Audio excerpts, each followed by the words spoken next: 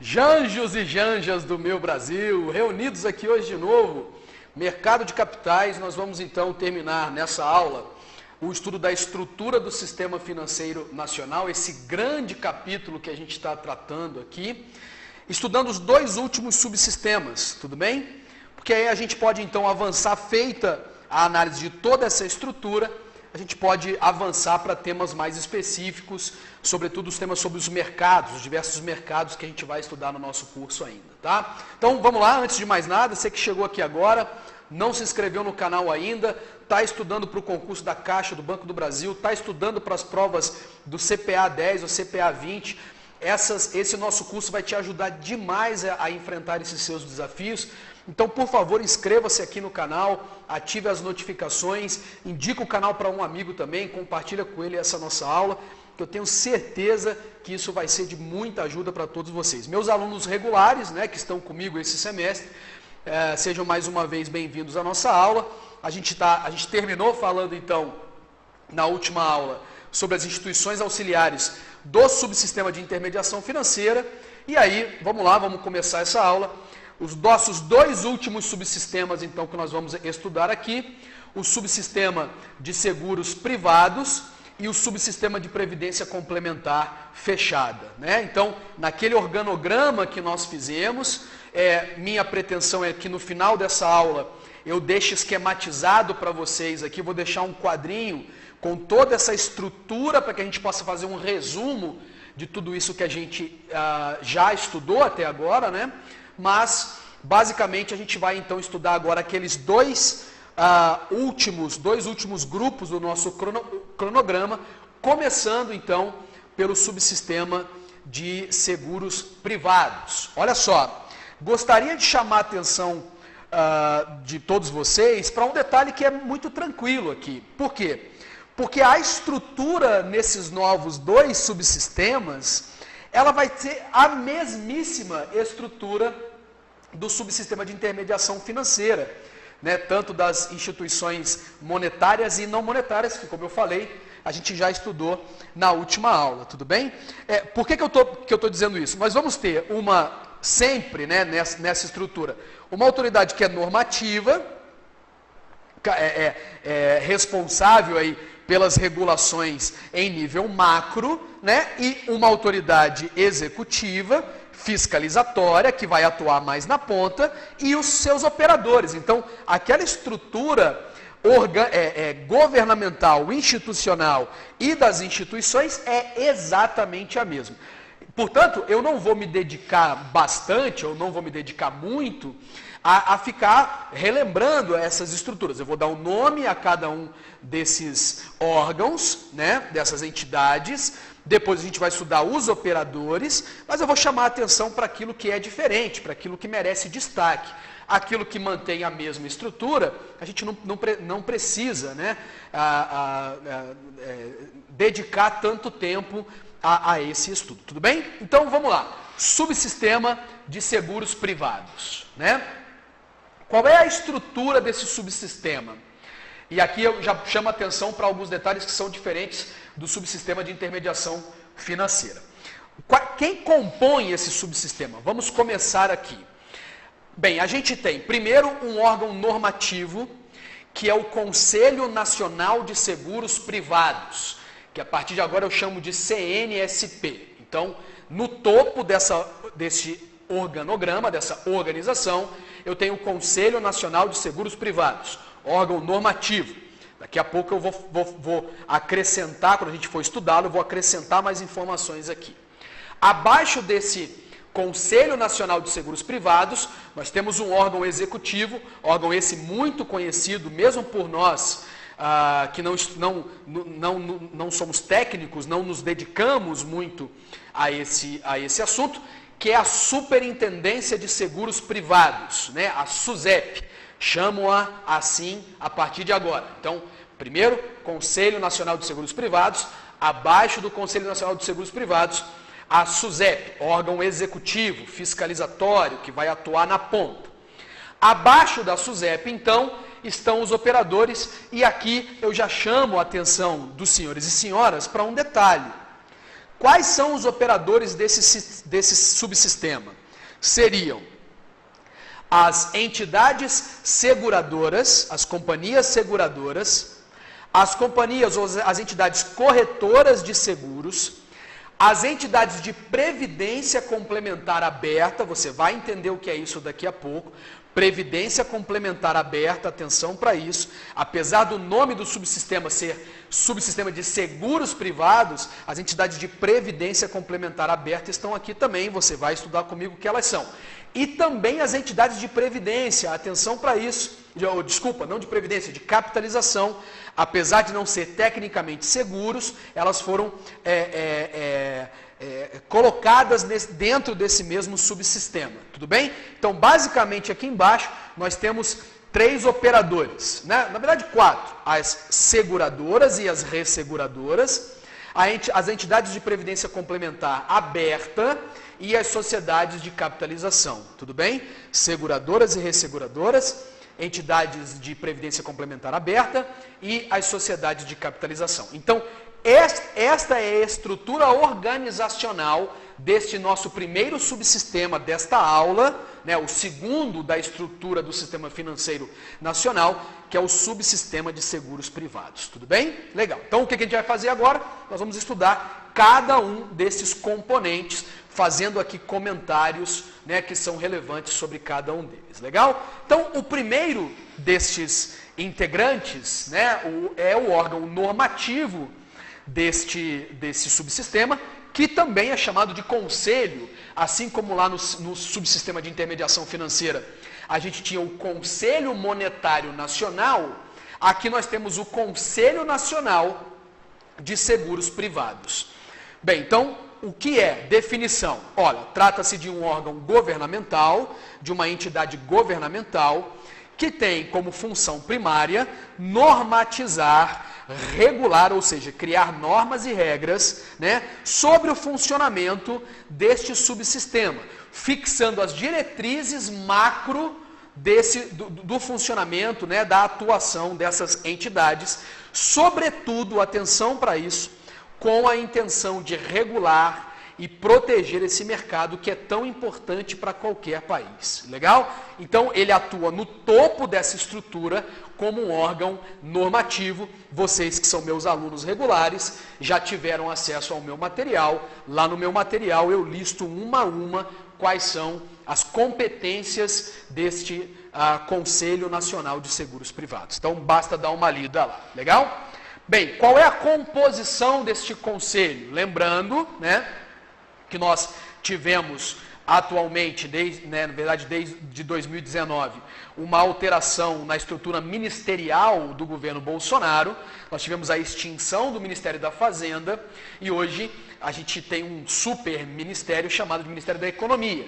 Então, quando eu me refiro lá no meu material, né, para quem está acompanhando por lá, a ministro da Fazenda, lembrar então que hoje a gente fala de ministro da Economia. Então, o primeiro componente deste conselho é o ministro da Economia, que é também o presidente deste conselho. Veja que legal, né? Ele também é presidente do CMN e aí ele também será o presidente do CNSP. É legal porque a estrutura, né, o ministro da Economia realmente tem que ter uma visão macro de todo o sistema financeiro nacional. Então é por isso que ele ocupa esta cadeira aqui, né? E a gente vai ter também, ocupando uma cadeira no Conselho Nacional de Seguros Privados, o presidente da SUSEP, do órgão executivo, além de representantes do Ministério da Justiça, Ministério da Previdência, o presidente do Banco Central, um representante do Banco Central e um representante da Comissão de Valores Imobiliários. Olha que legal!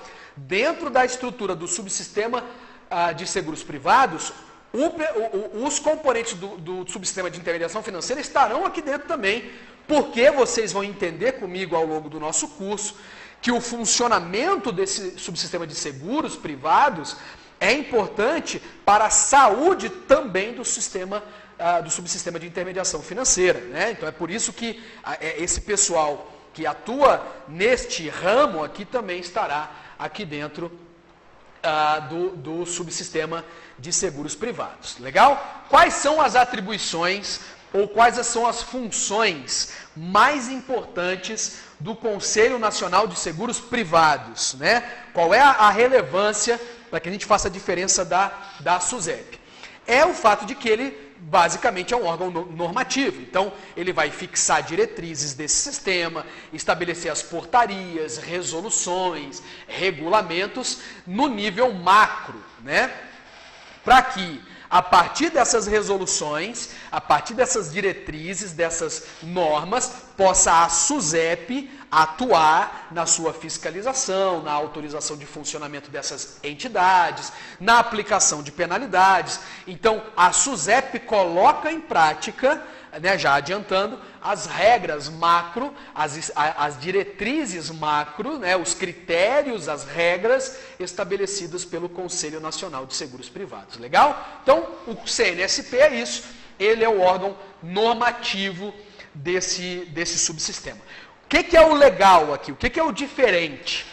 É que no subsistema de seguros privados, pessoal, o CNSP ele vai acumular também aquela função para os meus alunos regulares aí, que a gente já tratou. Para você que está chegando aqui agora, mais tarde eu vou gravar um vídeo das aulas que eu já dei presencialmente, tá? Então a gente vai ter o curso completo aqui mesmo, mas só para a gente atender a demanda específica, vamos tratar assim. Lá no subsistema de intermediação financeira, pessoal, a gente via a existência de um órgão chamado Conselho de Recursos do Sistema Financeiro Nacional, que eu até dizia que o nome está errado, porque ele não é um conselho de recursos de todo o sistema financeiro nacional, mas tão somente do subsistema de intermediação financeira. Aqui no subsistema de seguros privados, essa função jurídico-administrativa, ou seja, a função de órgão revisor, a função de órgão de segundo grau que julga os recursos contra as penalidades aplicadas pelo órgão executivo, que aqui é a SUSEP, é acumulada pelo Conselho Nacional de Seguros Privados. O que eu estou dizendo? O CNSP é ao mesmo tempo o órgão normativo e também acumula as funções de órgão jurídico-administrativo, sendo a segunda e última instância para julgamento dos recursos aplicados, né, contra as penalidades que foram aplicadas pela SUSEP, ou também aqueles recursos de ofício, quando a SUSEP percebe uma situação supostamente irregular, mas deixa de aplicar, né, a penalidade. Legal? Então o CNSP cumpre duas funções, órgão normativo e órgão jurídico-administrativo. Legal? Ele acumula essa função. Beleza? Matamos aí o topo desse organograma, que é o CNSP. Passemos então para a SUSEP, órgão jurídico-administrativo, né? O que é a SUSEP? A Superintendência de Seguros Privados é o órgão executivo desse subsistema de seguros privados, é aquele órgão, portanto, que vai autorizar o funcionamento, fiscalizar as entidades, quais sejam as seguradoras e as resseguradoras, as sociedades de capitalização e as entidades de previdência complementar aberta. Ela é, portanto, o órgão que vai atuar na ponta. É ainda uma entidade institucional, que é um órgão governamental, né, mas que vai exercer essa função de fiscalização, de atuação. A SUSEP tem também uma grande função pedagógica, né, muito próxima à CVM, que é educar a população, né, levar informação para a população sobre o funcionamento de todos esses produtos que ela vai acabar regulando, fiscalizando e autorizando aqui o funcionamento. Ela que tem que zelar pela saúde financeira dessas entidades e, neste momento, muito em parceria com o Banco Central do Brasil e com a CVM, né? As entidades de previdência, as entidades seguradoras e resseguradoras principalmente, né? Precisam ter reserva de capital suficiente para cumprir os seus compromissos, né? Pagar os seus sinistros, os sinistros que estão segurados, né? E aí a SUSEP vai atuar então também na fiscalização da saúde financeira dessas entidades. Essas entidades vão certamente aplicar os seus recursos em títulos e valores imobiliários, vão fazer reserva de capital em meios de pagamento, como contas correntes, CDBs, RDBs, e aí, em conjunto com o Banco Central, a SUSEP vai fiscalizar e estabelecer o funcionamento dessas entidades. Lembrar que, muito parecido com o Banco Central, muito próximo do que a CVM faz, a SUSEP também acumula uma função normativa, né? Ou seja, ela também estabelece portarias, resoluções, cartas circulares, no sentido de complementar as diretrizes gerais traçadas pelo CNSP, exatamente como na estrutura do subsistema de intermediação financeira. Aqui também a SUSEP, e ela atua fortemente, né, estabelecendo a portaria SUSEP sobre quem pode ser corretor de seguros, né? Portaria SUSEP número tal que estabelece as provas, né? Ou os cursos para a formação de corretores de seguros. É muito comum aí você se deparar, então, com portarias e resoluções da própria SUSEP. Então, ela também tem uma função normativa, entretanto, que é complementar, né? Que tem sentido muito mais de dar aplicabilidade, de dar executividade, execuibilidade às normas gerais traçadas pelo Conselho Nacional de Seguros Privados. Tudo bem? Isso tudo está nos sites desses órgãos, né? Se você quiser conhecer um pouquinho do CNSP, só entra lá no cnsp.gov.br. Se você quiser conhecer um pouquinho da atuação da SUSEP, susep.gov.br. Isso está muito bem explicadinho lá no histórico, nas funções, né? No institucional de cada um desses órgãos aqui. Legal? Então veja só. Estudamos a estrutura normativa, que é a CNSP.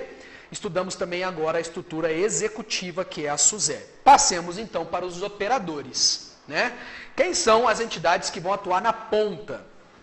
Antes de mais nada, eu queria te dar uma informação. Todas essas entidades que eu vou te apresentar, pessoal, por também, de alguma forma, realizarem a captação de recursos no varejo, né? Ou seja, das pessoas físicas e jurídicas, elas são chamadas também de entidades financeiras, tá? Então, não há nenhum problema, na verdade está absolutamente correto, chamar as corretoras, as sociedades de capitalização, as próprias entidades de previdência complementar aberta de sociedades financeiras, tudo bem? Porque, de alguma forma, também captam recursos lá no mercado, né? Trabalham aí, não fazem tecnicamente intermediação financeira, mas vão fazer captação de recursos nesse mercado também, tudo bem?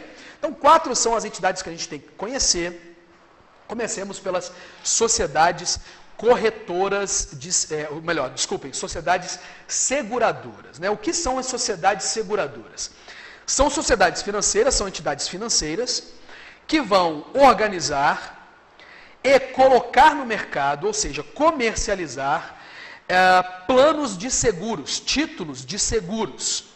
E os títulos de seguros são contratos que visam proteger pessoas de determinados riscos, né?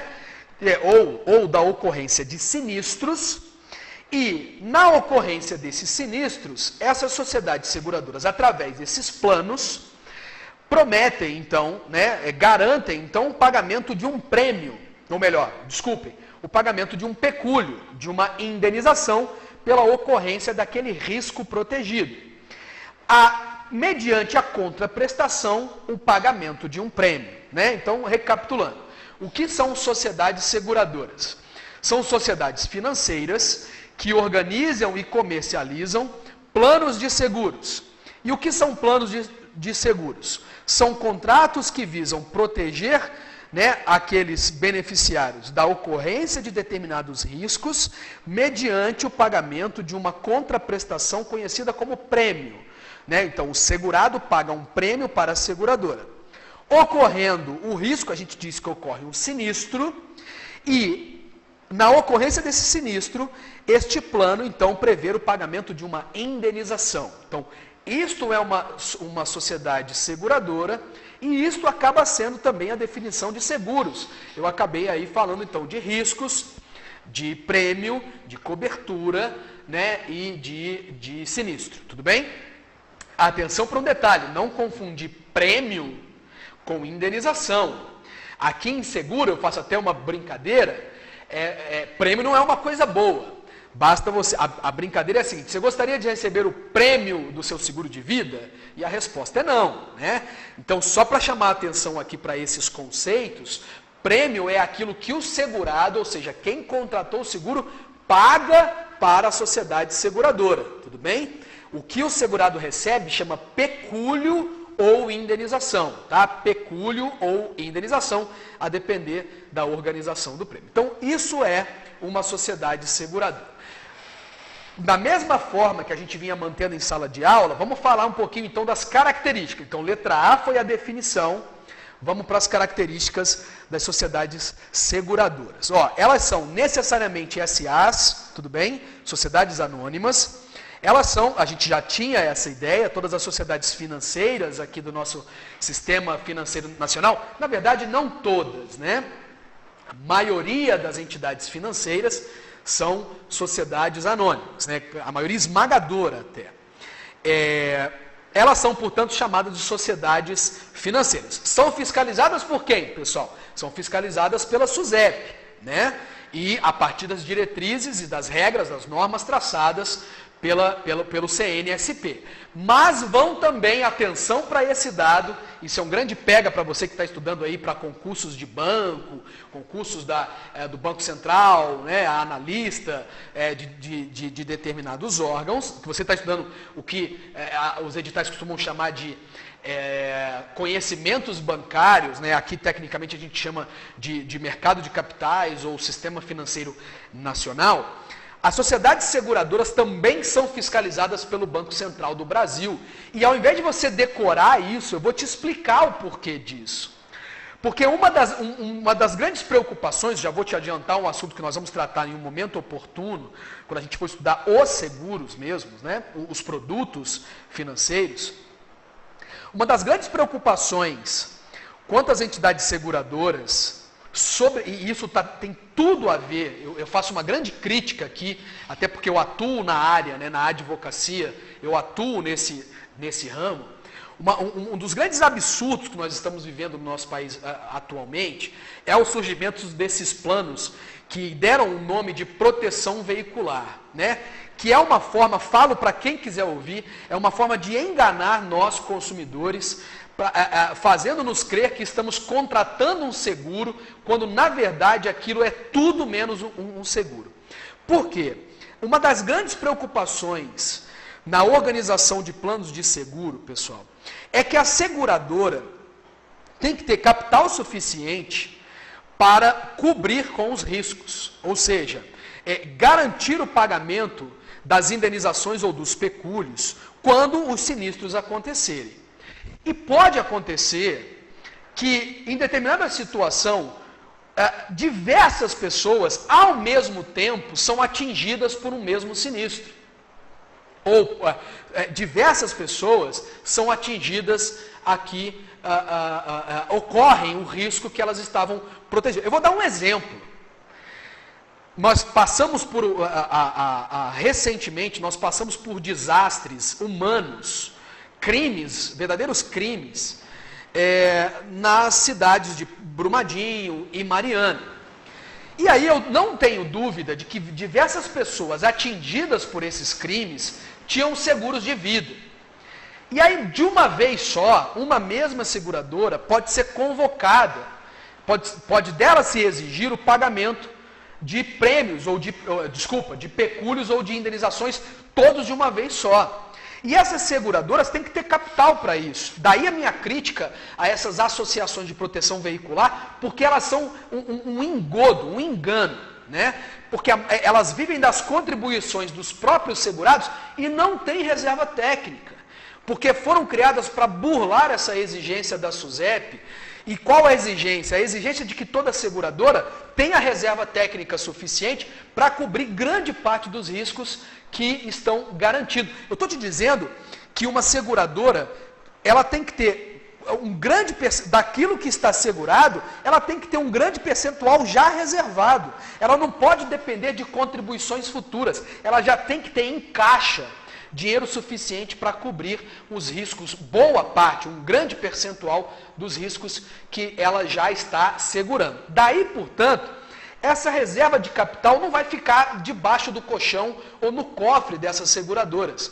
Vão ficar aplicados lá, ou em meios de pagamento, contas correntes, CDBs, RDBs, etc., ou no mercado de capitais, né, em títulos e valores imobiliários, em fundos de investimento, por exemplo. E é por isso que, nesse momento, no que se refere aos limites de aplicação das reservas técnicas, ou seja, o quanto da reserva técnica, eu quero que vocês já entenderam o que são reservas técnicas, o quanto das reservas técnicas as seguradoras podem aplicar nos meios de pagamento ou em títulos e valores mobiliários, é o Banco Central do Brasil, então, que vai fiscalizar a aplicação desses limites, legal? Então, vejam, as seguradoras são fiscalizadas pela SUSEP como regra, no padrão, na instituição dos planos de seguro, etc. e tal, mas também pelo Banco Central no que se refere ao limite que elas têm que observar para a aplicação das suas reservas técnicas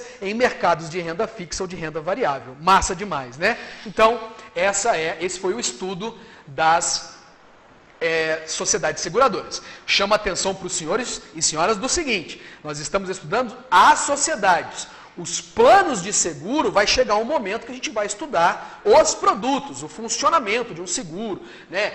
Se tem IOF, se não tem IOF, o que é prêmio líquido, o que é prêmio bruto, o que é custo da apólice. A gente vai estudar todo o funcionamento do seguro num capítulo que a gente vai estar estudando os produtos financeiros, que não é o momento agora, tudo bem? A gente está estudando as entidades.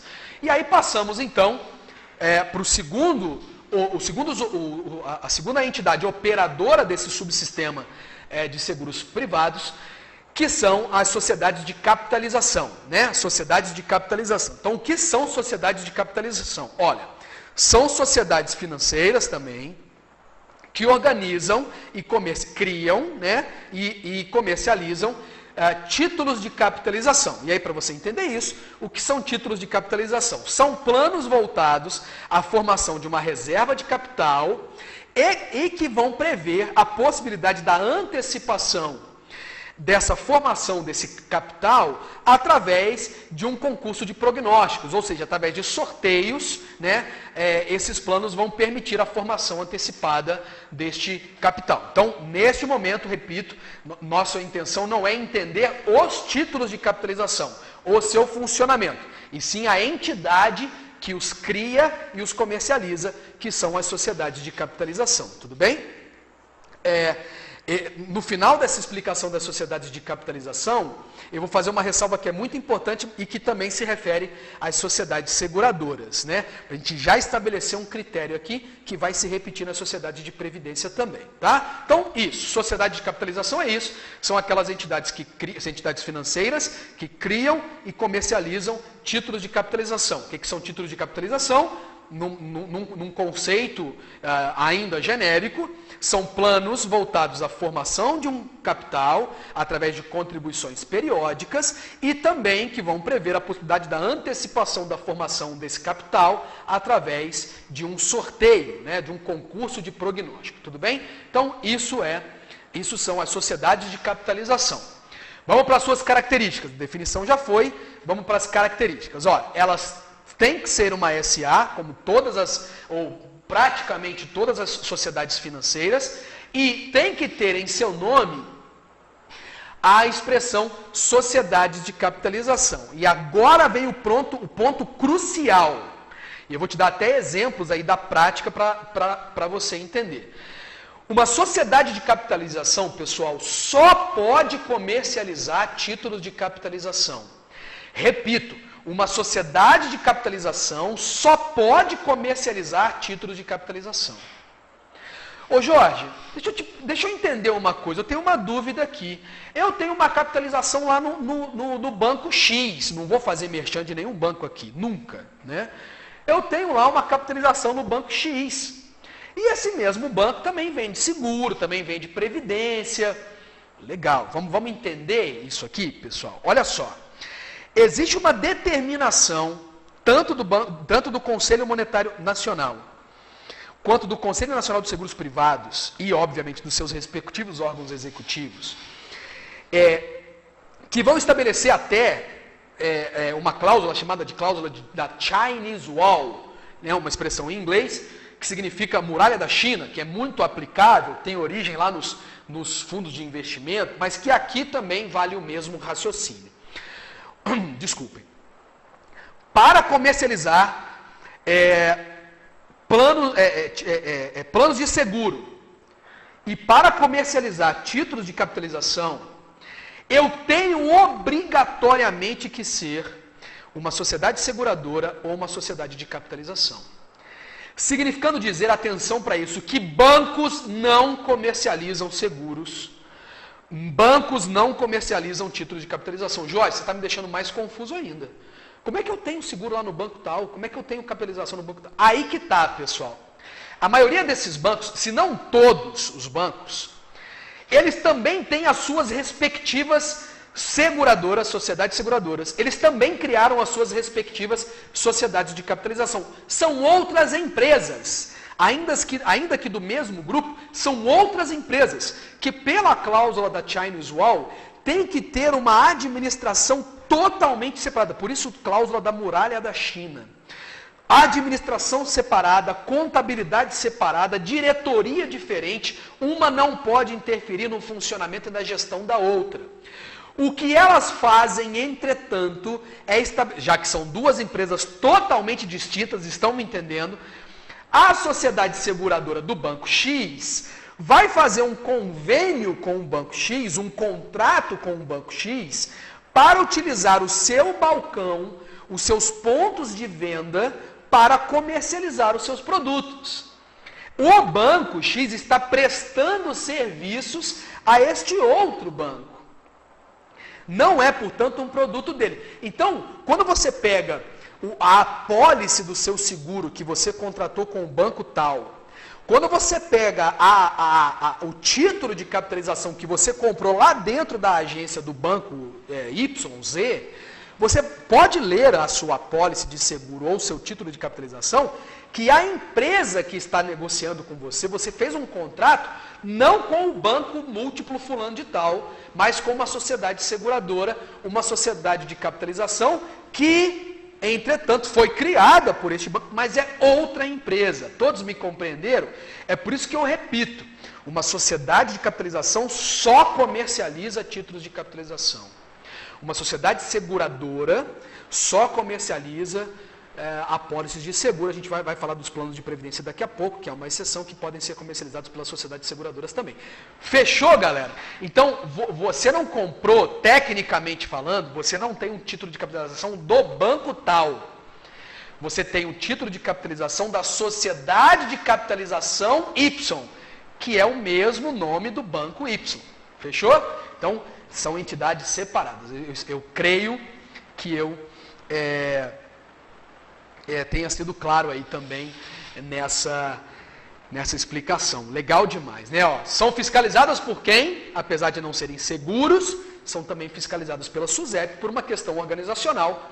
Nosso governo, né, nosso Estado resolveu colocar aqui dentro do subsistema de seguros privados os títulos de capitalização também.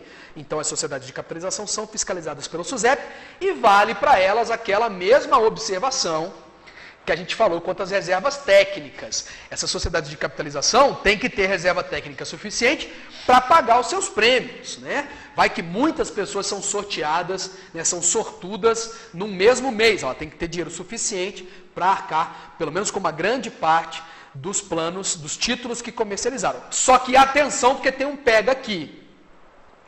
Diferente das sociedades seguradoras, não é o Banco Central que vai fiscalizar o limite das reservas técnicas. Neste caso das sociedades de capitalização, é a própria SUSEP. Então, em teoria, de maneira geral, as sociedades de capitalização só são fiscalizadas pela SUSEP, tá? Não são fiscalizadas pelo Banco Central do Brasil. Diferença aqui para as sociedades seguradoras. Legal demais, né? Passemos para um próximo operador, que são as entidades de previdência complementar aberta. Entidades de previdência complementar aberta. Então, vamos lá. O que são entidades de previdência complementar aberta? São sociedades financeiras que vão organizar e comercializar planos de previdência complementar aberta. E aí, para você entender, eu preciso te dar um conceito ainda aqui genérico do que é um plano de previdência complementar aberto. Um plano de previdência complementar é um plano de reserva, de formação de uma reserva de capital, através de contribuições periódicas, visando a geração de benefícios futuros que têm a intenção de promover um acréscimo de renda, a geração de benefícios pecuniários para o seu subscritor. Então, em outras palavras, um plano de previdência é aquele plano que você, subscritor, que adquiriu o plano, pretende fazer contribuições periódicas para que em determinado momento você passe a gozar de uma renda ou de um benefício financeiro de acordo com o planejamento que você fez, plano esse que pode ser também acrescido de benefícios acessórios, como pecúlios, indenizações, garantias de renda mínima, etc. Mais uma vez eu ressalvo, o produto previdência nós vamos estudar em um momento específico. Vamos falar de PGBL, VGBL, tabela regressiva, progressiva, a gente vai falar disso tudo em um momento oportuno. Então isso é uma entidade de previdência complementar aberta, que organiza e comercializa esses planos. E por que ela é chamada de aberta? Por que esses planos são chamados de aberto? Porque aqui, atenção, aqui no subsistema de seguros privados, esses planos podem ser comercializados com qualquer pessoa, ou seja, no varejo. Para adquirir esses planos, não se exige nenhuma característica especial dos subscritores. Eles podem ser adquiridos por qualquer pessoa física ou jurídica, sem nenhum requisito por isso que é aberto, porque é vendido, é comercializado, né, e pode ser adquirido por qualquer pessoa. Legal? Então pronto, essa foi a definição do que é uma sociedade, de uma entidade de previdência complementar aberta. Entidade que organiza e comercializa planos de previdência, planos voltados à formação de um capital através de uma contribuição periódica e para que no final gere um benefício pecuniário de renda que pode ser acrescido de benefícios ou proteções acessórias. Aberto porque pode ser comercializado, adquirido, né, por qualquer pessoa sem que haja nenhum requisito a ser preenchido. Legal? Então, falamos do conceito, vamos para as características. Atenção para um detalhe aqui. As entidades de previdência complementar aberta, elas podem ser SAs independentes, elas podem ser, isso aqui é mais raro, no sistema financeiro ao menos é mais raro, elas podem ser sociedades simples, sem fins lucrativos, né? O correto seria dizer associações, tá? Isso é mais raro, ou elas podem ser um departamento dentro de uma seguradora. Então, voltando, quando eu quero constituir uma seguradora, eu posso pedir à SUSEP autorização para comercializar só seguros, ou aproveitando que eu estou sendo constituído, eu posso pedir para a SUSEP, obviamente teria que cumprir todos os requisitos, eu posso pedir para a SUSEP autorização para ser uma seguradora que comercializa seguros e também planos de previdência complementar aberta. O que a maioria das seguradoras fazem. Eu faço aquela um velho raciocínio lúdico, mas que é muito legal aqui, né? Eu vou abrir um sacolão. Aí eu posso vender banana, maçã, cenoura, abacaxi, laranja. Eu vou abrir um sacolão para vender só banana? Não tem porquê. Então é a mesma coisa aqui, o mesmo raciocínio que eu faço nos bancos múltiplos, eu faço aqui nas seguradoras. A maioria esmagadora das seguradoras tem também o seu departamento de previdência. Então, recapitulando, as entidades de previdência podem ser organizadas, constituídas de três formas. SAs independentes, sociedades anônimas e financeiras, propriamente dita, é o caso da maioria, tá? Podem ser sociedades simples ou associações sem fins lucrativos. e podem ser também um departamento dentro das seguradoras. Legal? Então, essas são as características, né, quanto à constituição das sociedades de previdência complementar aberta. Legal? Se ela for uma SA, ela tem que ter o nome Previdência Complementar Aberta, ela será uma sociedade financeira, né? E todos os comentários anteriores valem aqui para mim. Legal? Então, a gente, com isso, a gente está esgotando o subsistema de seguros privados. Eu só preciso fazer um comentário, então, sobre as resseguradoras. 2 pontos apenas. A definição sobre resseguradoras e um comentário sobre uma pequena evolução histórica aqui que nós temos. O que é uma resseguradora? Olha, novamente, por que da minha revolta, da minha crítica quanto essas associações de proteção veicular, que são um verdadeiro absurdo. Veja como constituir uma seguradora é burocrático, porque tem que ser mesmo, é difícil, mas é importante para a saúde financeira do nosso país e, sobretudo, para a proteção dos consumidores. Uma das exigências no Brasil para que uma sociedade seguradora funcione é que essa sociedade seguradora contrate, apresente para a SUSEP uma apólice de resseguro. Então, o que seria resseguro? O nome já ajuda muito. Resseguro é o seguro do seguro. Veja só como é importante isso.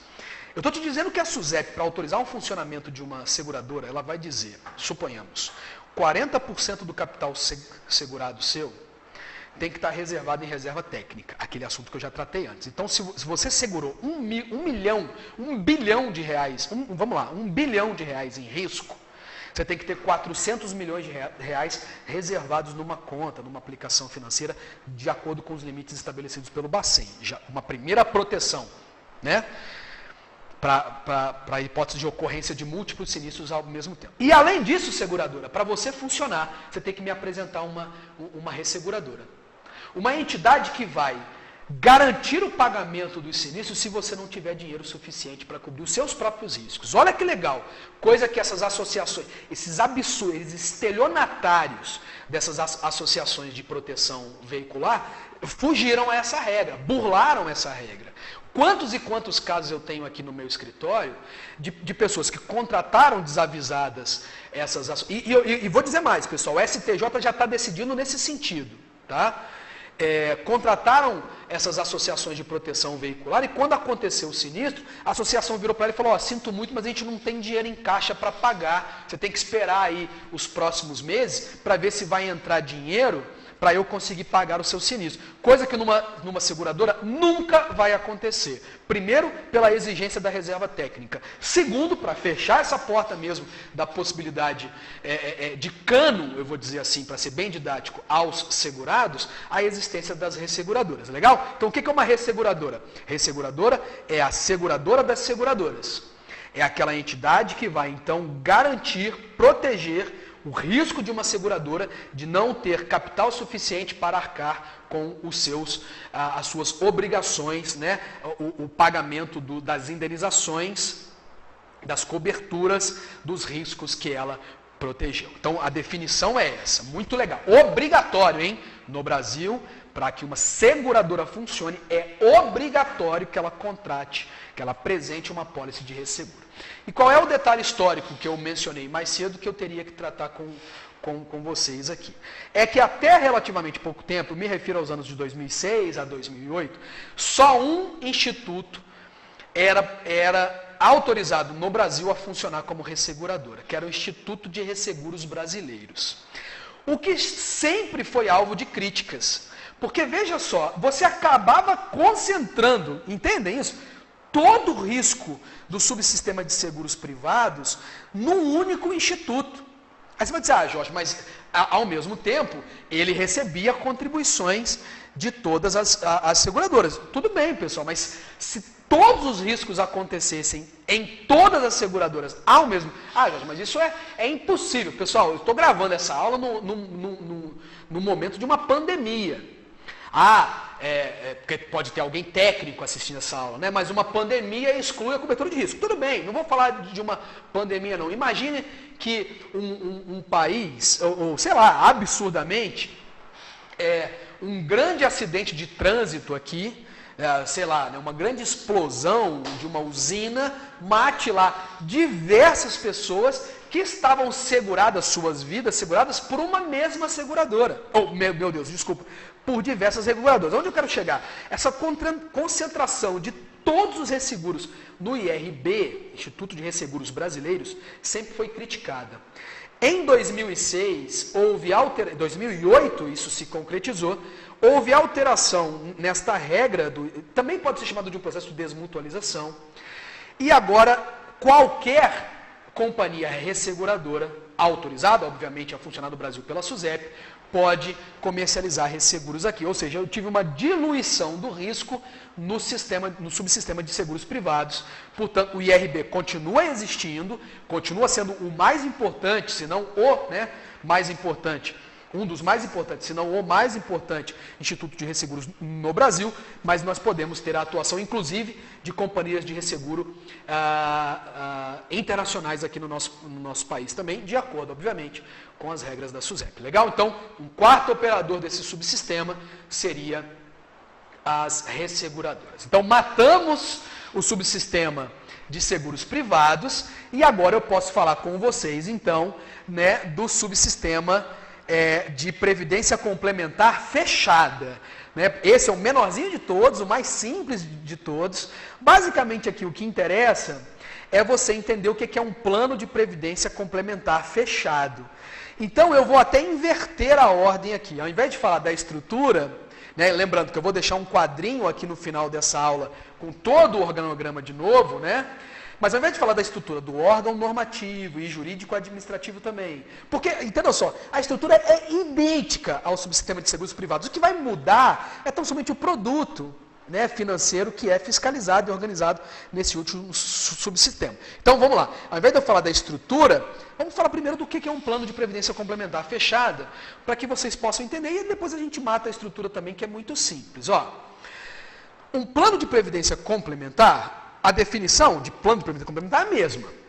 Ou seja, plano voltado à formação de uma reserva de capital através de contribuições periódicas para que, numa determinada data futura, o beneficiário, o subscritor, possa gozar, então, de um benefício pecuniário ou também de benefícios adicionais. Então, previdência complementar continua a mesma coisa. Mas agora ela é fechada. Por que ela é fechada? Porque agora ela não é comercializada no varejo. A ela não se pode aderir qualquer pessoa. Para que você adira a esses planos, você tem que ter uma característica especial. E essa característica especial, basicamente, é ser um trabalhador de determinada empresa, ser empregado de determinada empresa, ou pertencer a uma classe profissional. Eu vou te dar exemplo para você entender. Quem não me conhece não sabe disso, quem me conhece eu peço licença, mas eu já fui, por 8 anos, empregado público da Caixa Econômica Federal.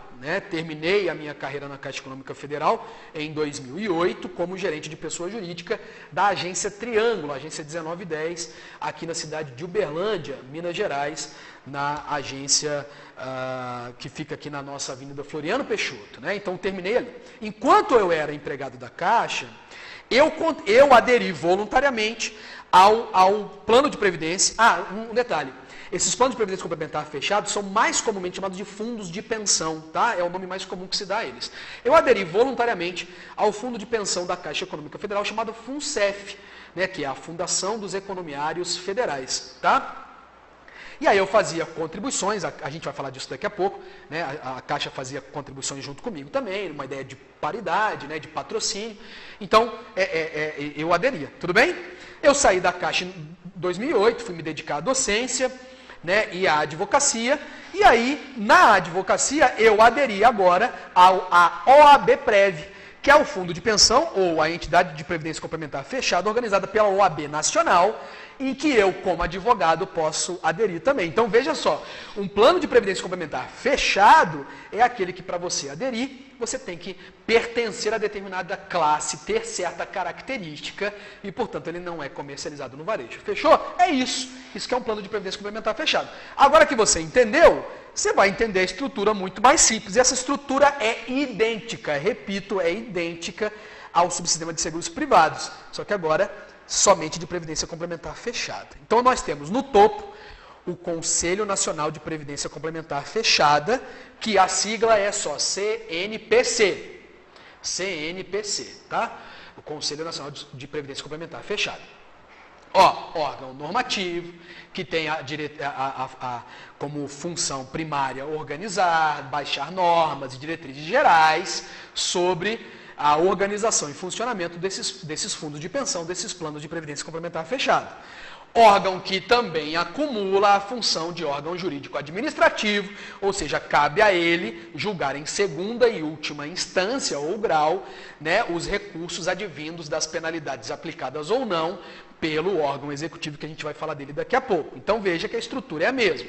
Ele é composto, só um detalhe aqui, o seu presidente, o que é diferente, o seu presidente não é mais o ministro da Economia, porque como se trata de um plano de previdência fechado, apesar da grande importância, os fundos de pensão no Brasil, pessoal, não só no Brasil, como no mundo, concentram boa parte da riqueza do país, tá? Isso é importantíssimo.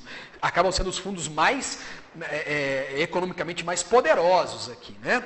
Mas o presidente aqui é o ministro da Previdência e não o ministro da Economia. Tudo bem? Ministro da Previdência e não o ministro da Economia. Meus alunos regulares, consultem lá no nosso material toda a estrutura desse subsistema, desse conselho. Quem não é meu aluno regular, está chegando aqui agora, você pode conhecer a estrutura lá no site do CNPC, cnpc.gov.br. Ah, professor, por que você não fala aqui? Porque isso é decoreba, pessoal, e cá entre nós, para mim não tem grande relevância. É mais importante a gente tratar daquilo que é diferente, né? Então, a estrutura você, que é meu aluno, consulta no meu material. Se você não é meu aluno, dá uma olhadinha lá no site do CNPC, cnpc.gov.br. Então, ele acumula essa função, né, de macro, de diretrizes, normas, né, e políticas macro aqui no subsistema de previdência complementar fechada. Abaixo dele, o órgão executivo é a Previc. Atenção, porque esse órgão mudou de nome, esse órgão já foi chamado de SPC, não é mais, mudou há muito tempo, Previc. Atenção ainda, porque não é Previ. Previ, sem o C no final, é o nome do fundo de pensão dos funcionários do Banco do Brasil, dos empregados do Banco do Brasil. Não é Previ, sim Previc. Superintendência Nacional de Previdência Complementar, né? O nome correto seria Superintendência Nacional de Previdência Complementar Fechada, mas deram só esse nome, Superintendência Nacional de Previdência Complementar, e a sigla é a Previc. Novamente, ela é idêntica à SUSEP. Só que aqui ela só fiscaliza e autoriza o funcionamento de fundos de pensão. Legal? De planos de previdência complementar fechado. Então, sem grandes comentários aqui, as suas funções são funções executivas, fiscalizatórias, é ela que autoriza a criação e o funcionamento desses fundos de pensão, e é ela também que tem uma função pedagógica, e ela também tem função normativa complementar, no sentido de baixar normas, diretrizes, portarias, resoluções, cartas circulares, mas muito mais no sentido de complementar as normas gerais. Está vendo? Idêntico, né, às normas gerais do CNPC, né, o Conselho Nacional de Previdência Complementar. Cuidado que os nomes são parecidos, CNSP, Seguros Privados, e CNPC, Previdência Complementar Fechada, legal? E aí as entidades de Previdência Complementar Fechada eu já acabei antecipando, né, fiz a explicação sobre o plano, né, e aqui então eu só tenho um detalhe a acrescentar, olha só. Então o que são entidades de Previdência Complementar Fechada? São esses fundos de pensão, né, que organizam planos de previdência complementar fechada, que são esses planos que, através de contribuições periódicas de pessoas que têm uma característica específica, que basicamente pertençam a uma entidade, né, ou sejam empregados, a uma classe de trabalhadores, ou sejam empregados de determinada empresa, vão fazer para no final gozar de benefícios pecuniários ou outros benefícios acessórios, tá? O fato é que essas entidades, é isso que eu quero chamar a atenção dos senhores e senhoras aqui, o fato é que essas entidades, elas podem se organizar de duas formas, é isso que me interessa aqui. Elas podem ser chamadas simplesmente de instituidoras, ou elas podem ser também chamadas de patrocinadoras. O que vai diferenciar é a forma com que esses planos são criados. Vamos lá. São chamadas de instituidoras as entidades que acabam, na sua grande maioria, sendo entidades classistas, entidades de classe, sindicatos, conselhos, órgãos, etc. Quando os planos, são assim chamadas quando os planos forem organizados por estas entidades, mas essas entidades não fazem contribuição paritária. É o caso da OAB-Prev, que eu tenho. Vou dar o meu exemplo prático. Eu contribuo com o valor que eu defini por mês. Vamos supor, R$500 por mês. A OAB não contribui com nada. A minha relação com ela não é uma relação empregatícia e, portanto, ela não teria benefício algum em complementar a minha contribuição, ela só organiza e faz a gestão do plano. Portanto, o nome dela é instituidora. Tá? Mas também podem existir as entidades patrocinadoras. E aqui essas entidades, esses planos são organizados por empresas, na maioria esmagadora do caso, são empresas que organizam esses planos para os seus empregados e são assim chamadas, as empresas acabam sendo chamadas então de patrocinadoras, porque elas vão estabelecer alguma forma de contribuição paritária com o seu empregado. Vou também dar o meu exemplo prático da minha época de Caixa Econômica. Eu defini uma contribuição à época, vamos supor, R$100. Eu contribuía com R$100 e a Caixa depositava no meu plano, para a formação do meu fundo, os mesmos R$100 também. E é por isso que elas são chamadas de patrocinadoras, porque elas não precisam ser idênticas. Aí cada regulação do plano é que vai estabelecer a forma de contribuição paritária ou de patrocínio da entidade que instituiu, da empresa. Jorge, por que a empresa faz isso? Pessoal, sem dúvida alguma, porque ela tem benefícios fiscais com isso, tá? Fica tranquilo quanto a esse ponto, isso é óbvio, né? Não existe almoço grátis, essa é uma frase que no sistema financeiro acaba funcionando. Eu sou crítico dessa frase em outros momentos, políticas econômicas, sociais, etc. Mas aqui no sistema financeiro a coisa funciona. Então é por isso que elas são chamadas de patrocinadoras, tudo bem?